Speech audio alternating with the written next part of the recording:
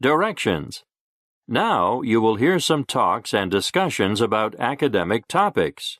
Each talk or discussion is followed by 4 or more questions. Choose the best answer to each question and mark the letter of the correct answer on your answer sheet. You will hear each talk or discussion only one time. Number 15. Questions 26 through 29. Listen to a teacher talking in a history class. The Silk Road is a name given to the many trade routes that connected Europe and the Mediterranean with the Asian world. The route is over 6,500 kilometers long and got its name because the early Chinese traded silk along it. Although silk was the main trading item, there were many other goods that traveled along the Silk Road between Eastern Asia and Europe. In the course of time, medicine, perfumes, spices, and livestock found their way between continents. The Chinese learned to make silk thousands of years ago. For a long time, they were the only ones who knew how to make this precious material. Only the emperor, his family, and his highest advisors were allowed to wear clothes made of silk. For a long time, the Chinese guarded this secret very carefully. The ancient Romans were the first Europeans who became aware of this wonderful material. Trading started often with Indians as middlemen, who traded silk with the Chinese in exchange for gold and silver, which they got from the Romans. Traveling along the route was dangerous. The hot desert, high mountains, and sandstorms made traveling a rough business. Most of the goods along the Silk Road were carried by caravans. Traders sometimes brought goods from one destination on the Silk Road to another, from where the goods would be transported by someone else. Over the centuries, people settled along the ancient route, and many cities emerged. Later on, there were fewer hardships to overcome, but by no means was it easy. Religion, languages, and diseases also spread along the Silk Road. Buddhism, which originated in India, spread to China along this route. European traders probably brought the plague from Asia to Europe along the ancient road. Now, answer the questions. 26. How did the place get the name of Silk Road?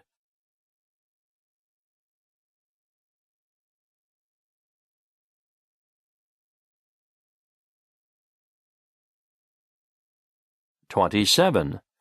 What does the sentence, "Only the emperor, his family, and his highest advisors were allowed to wear clothes made of silk," imply?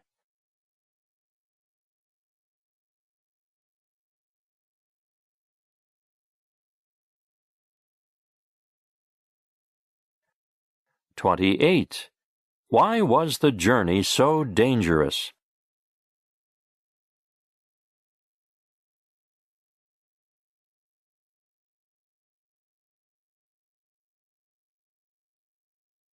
29. Why did religion and languages also spread along the Silk Road?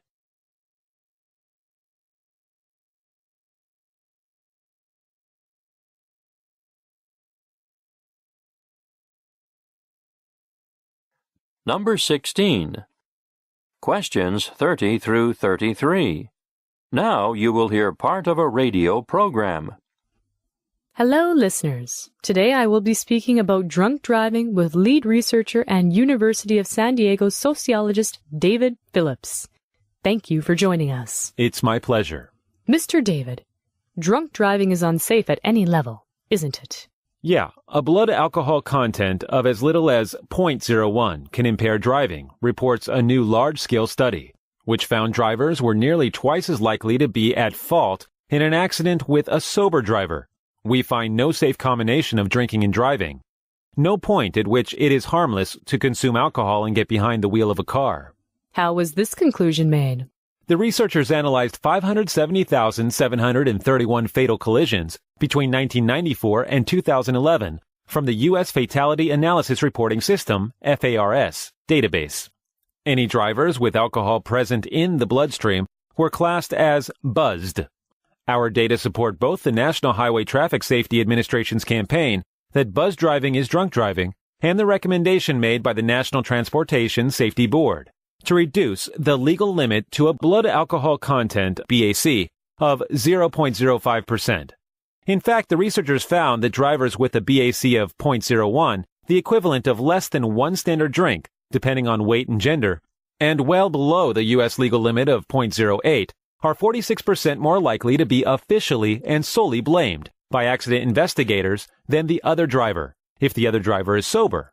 The researchers also found no evidence that any certain level of BAC dramatically changes driving habits. Instead, they found a gradual upward trend starting at 0.01 BAC. But in the United States, buzzed drivers are not usually blamed, right? Instead, police, judges, and the public view the legal limit of 0.08% as a sharp definitive, meaningful boundary. More than 100 countries around the world, including Australia, have limits set at BAC 0.05% or below. Now answer the questions. 30. What are they talking about?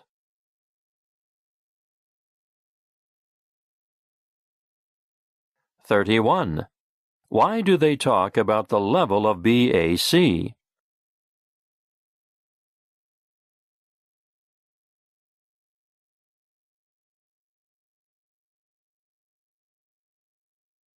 32.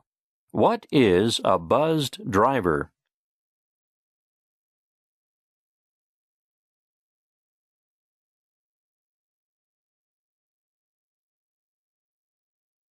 33. What can be inferred from the interview?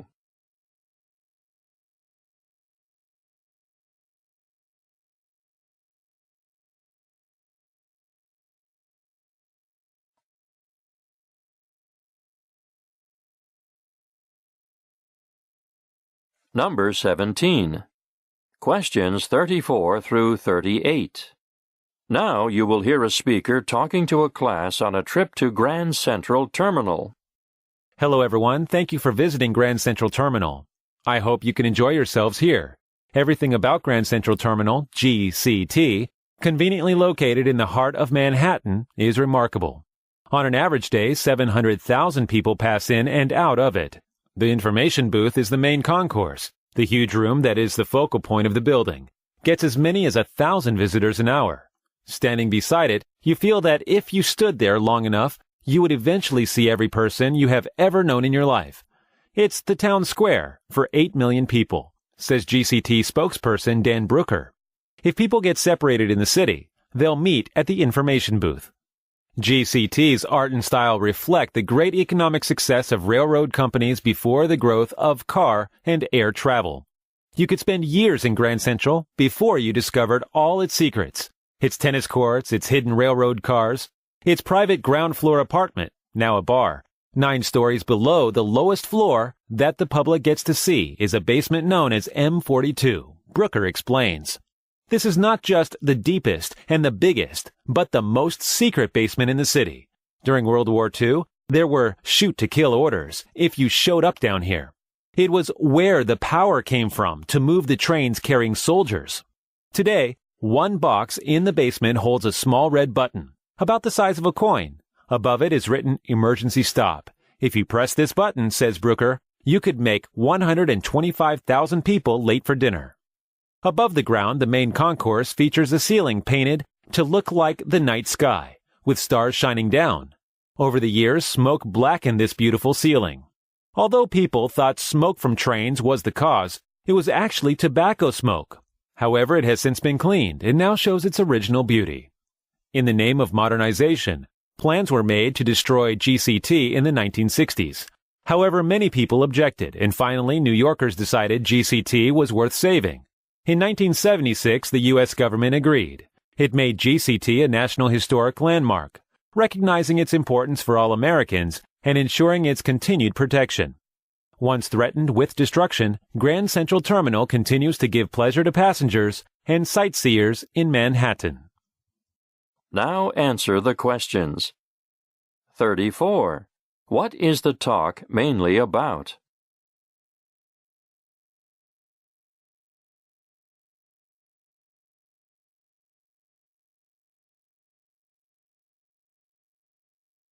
35. Why does the speaker say, on an average day, 700,000 people pass in and out of it?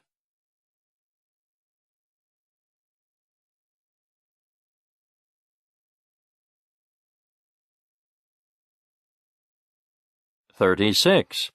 Why does the speaker mention the well-known basement M42?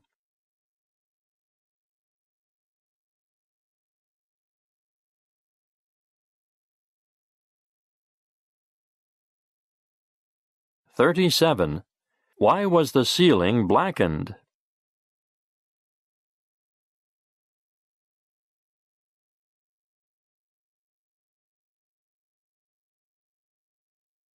38. Why did the citizens object to destroying the station?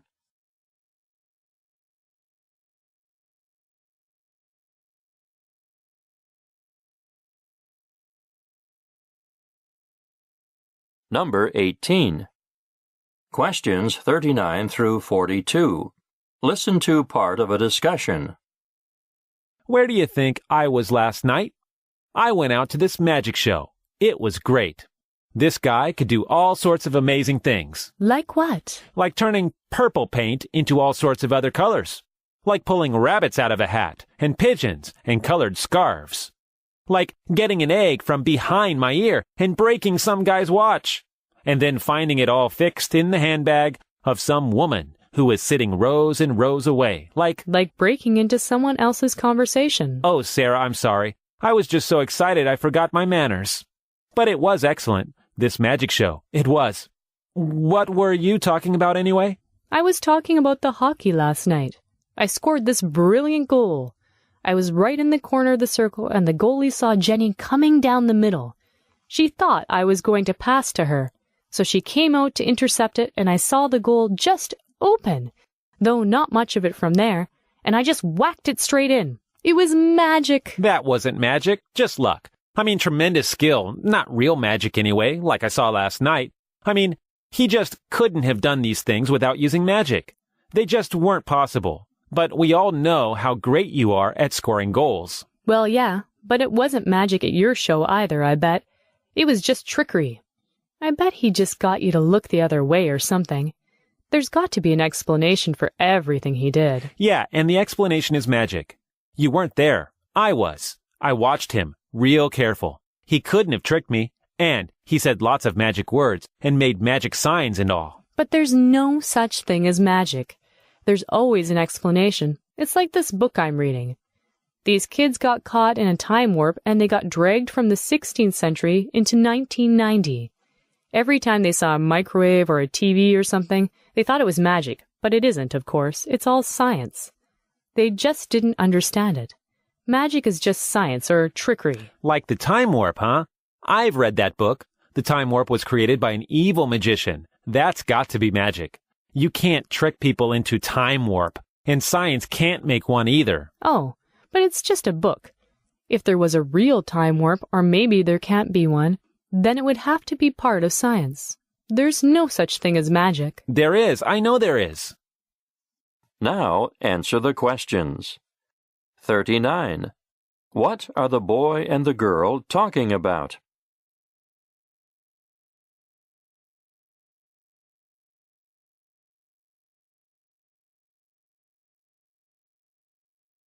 40. Why does the boy interrupt the girl's conversation?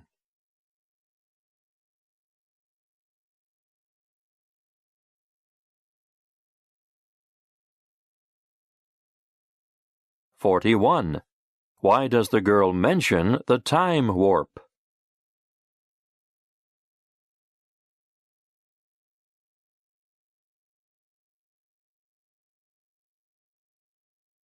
42. What can be inferred from the discussion?